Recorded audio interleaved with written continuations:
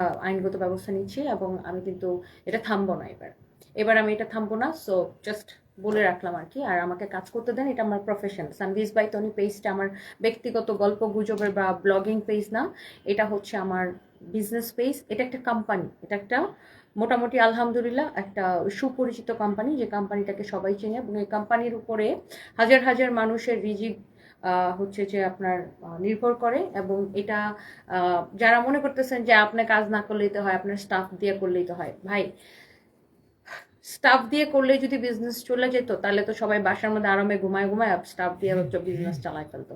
Business it's not easy, okay?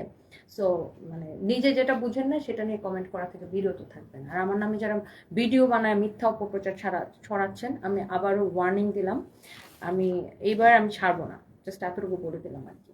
That's it. আর আপনাদেরকে কৈফিয়ত দেওয়া, আপনাদেরকে আমি কেন কাজ করব, কাজ করব, কাজে ব্যাক করব, এটা আপনাদেরকে কৈফিয়ত দেওয়া, আপনাদেরকে বিশ্লেষণ দেওয়ার দায়িত্ব আমার না।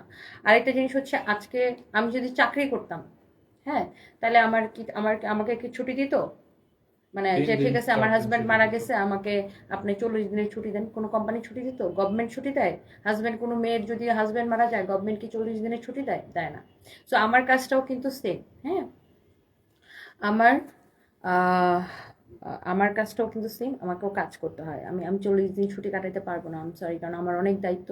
আমার সকালে ঘুম ভাঙে আমার ভেন্ডরের কলে, আমার সাপ্লায়ার, আমার আমার আমার ফ্যাক্টরির কলে পেমেন্ট করতে হবে। সো আমি আমার পরিবারে, আমি আবারও বলছি, আমি আপনাদের কাছে মিনতি করে বলতেছি, ভাই আমার কাজ করতে দেন।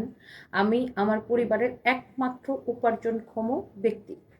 আমার উপার্জনে আমার পুরো পরিবার চলে। আমার মা আছে, ভাই বোন আছে, আমার বাচ্চারা আছে। তা এছাড়াও আমি, আমার উপরে আমার পুরো কোম্পানির হাজার হাজার মানুষ ডিপেন্ড করে। সো আমাকে কাজ করতে দেন, এতটুকুই জাস্ট বললাম।